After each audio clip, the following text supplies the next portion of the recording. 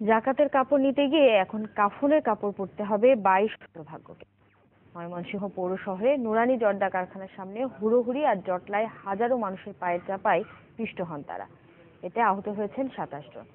তাদের মধ্যে 4 জনকে ভর্তি করা হয়েছে ময়মনসিংহ মেডিকেলে। ঘটনা তদন্তে পুলিশ সদর দপ্তর ও ময়মনসিংহ জেলা পুলিশ দুটি কমিটি গঠন করেছে। তাদের আগামী 5 কর্মদিবসের মধ্যে রিপোর্ট দিতে বলা হয়েছে।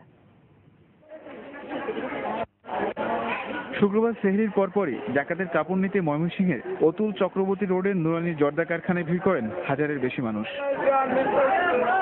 এ সময় কারখানার গেট খুলে দিলে হুড়োহুড়ি করে ভেতরে ঢোকার চেষ্টা করে বেশ কয়েকজন। এতে ঘটনাস্থলেই পায়ের চাপায় মারা যান নারী ও শিশু সহ 15 জন। পরে আহতদের ময়মনসিংহ মেডিকেলে নেয়ার পথে ও ভর্তির পর মারা যান আরো 7 জন। কাপড় আনতে গিয়েছিল, অনেক লোকজন হয়েছিল, হাজার হাজার লোক হয়েছে। এনে পাড়াবাড়ি গেট খুলতে মারতে পাড়াবাড়ির মধ্যে পরে গিয়ে অনেকজন আহত হয়েছে অনেকজন, 15 জন মারা গেছে।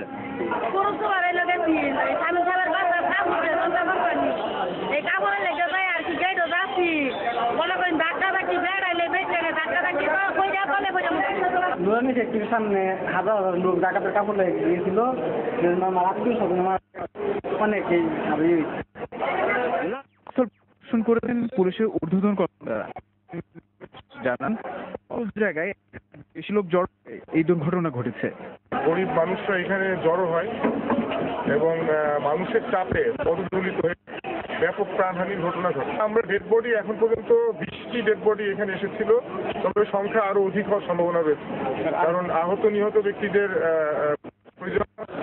এদেরকে রাস্তা ঠিক নিয়ে গেছে বিভিন্ন দিকে। অনুসন্ধান ব্যবস্থা যা নেওয়ার আমরা নিব। এই ঘটনা ম্যানেজার ইকবাল হোসেন সহ 8 জনকে আটক করেছে পুলিশ। নিহতদের সবাই ময়মনসিংহ উপজেলার বিভিন্ন গ্রামের বাসিন্দা।